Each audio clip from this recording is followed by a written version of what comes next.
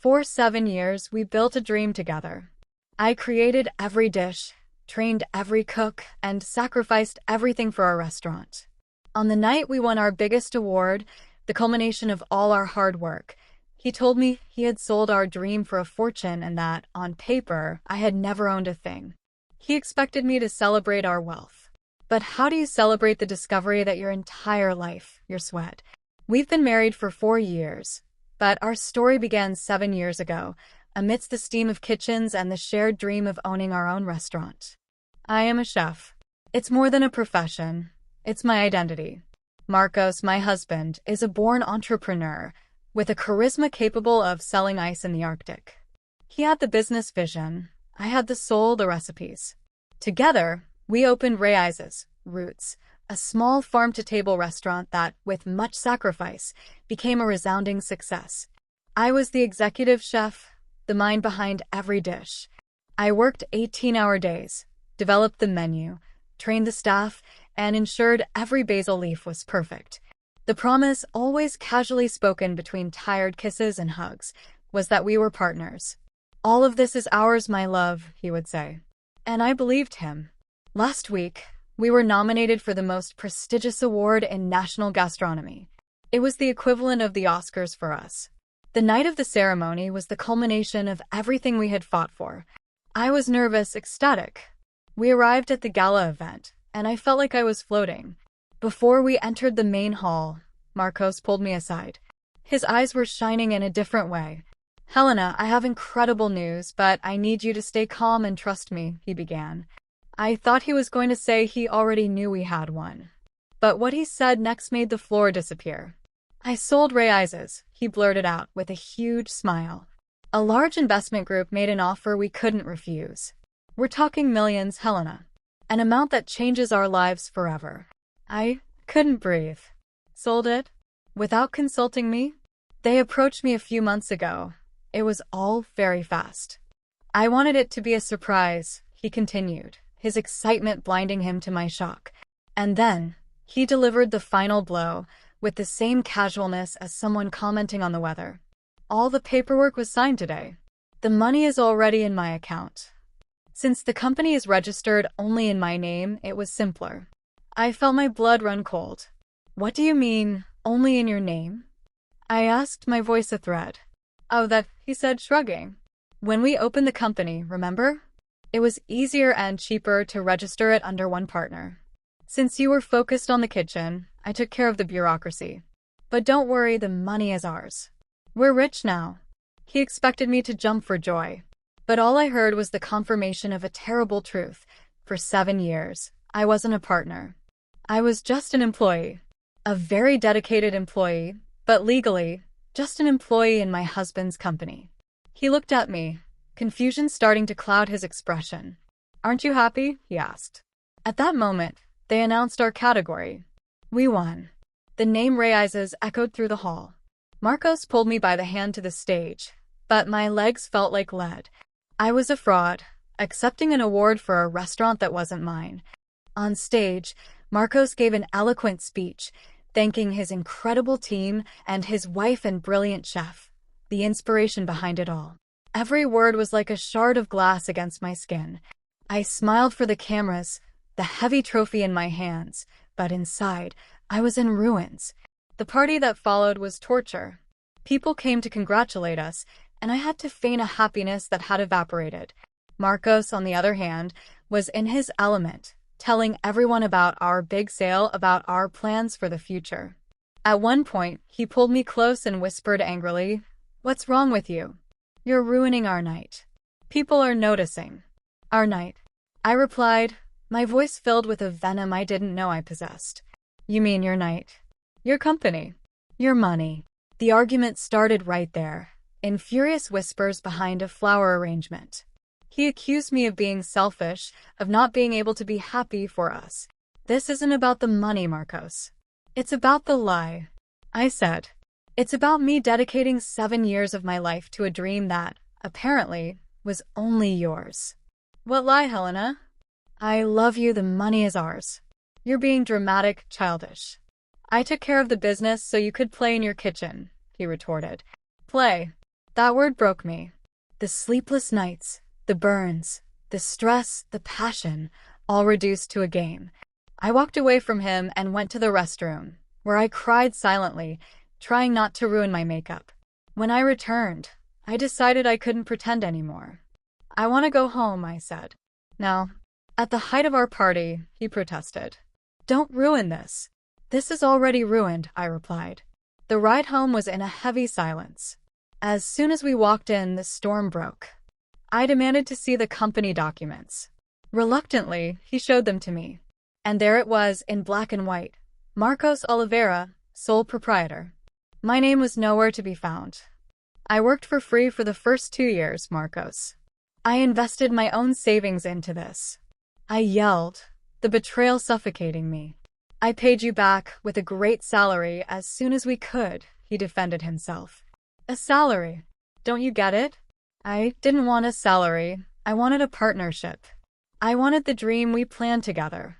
The fight dragged on through the night. He simply couldn't understand my point of view.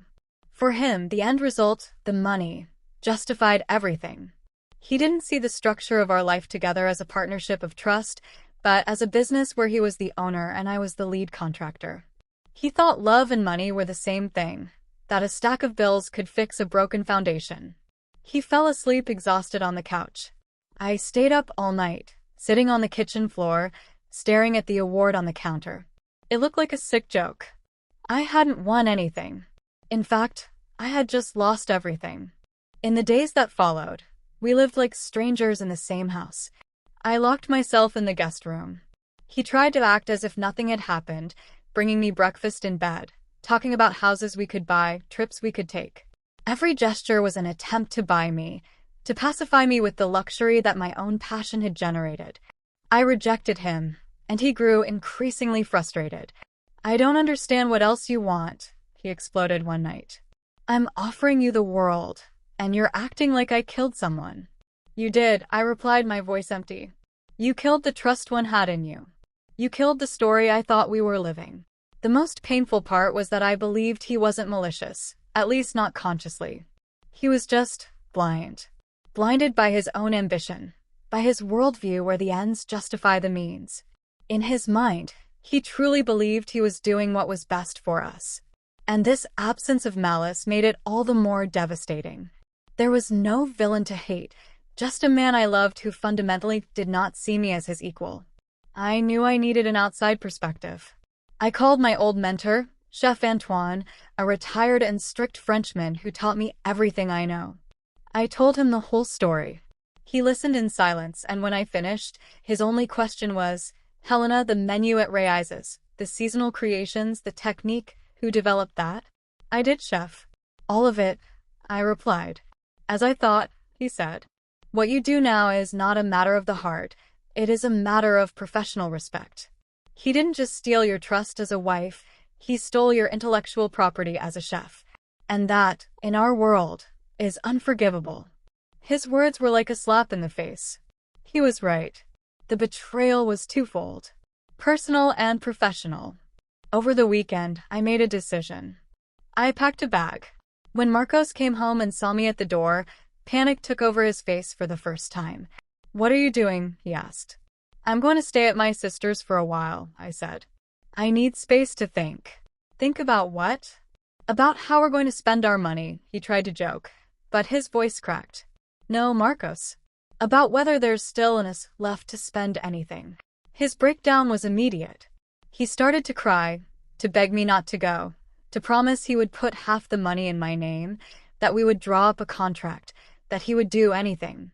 He grabbed me by the arms, and I saw the desperation of a child about to lose his favorite toy. I love you, Helena. This doesn't change anything, he sobbed. It changes everything, Marcos, I said, gently freeing myself. Because love, for me, is a partnership. And I just found out I've been in it alone for 7 years. I left the house and for the first time, I didn't look back. The feeling wasn't sadness, but a strange and frightening lightness, as if I had just shed a weight I didn't even know I was carrying. It's been 3 weeks since I left home. I'm staying with my sister, in a small but quiet room. Silence has been my greatest companion. Marcos calls and texts me every day, a constant stream of apologies, promises, and declarations of love. He deposited a huge sum of money into my account without my asking. I refused the transfer. He sent it again. He doesn't understand that this was never about the money. Last week, he showed up at my sister's door with a bouquet of flowers and a lawyer. He presented me with a post-nuptial agreement that would give me 50% of everything, retroactively. Here it is, Helena. The proof, he said, as if a piece of paper could rewrite the past. Can we go back to normal now? There is no normal, Marcos, I replied, not inviting him in. You proved to me that your word is worthless. Why would a contract signed under pressure be any different? I know that to many, my attitude might seem stubborn or proud. I could take the money, the contract, and live a life of comfort. But something inside me refuses. To accept would be to validate the idea that trust can be bought, that respect can be acquired retroactively. It would be agreeing that my 7 years of dedication were an item to be negotiated, not the very foundation of our life together.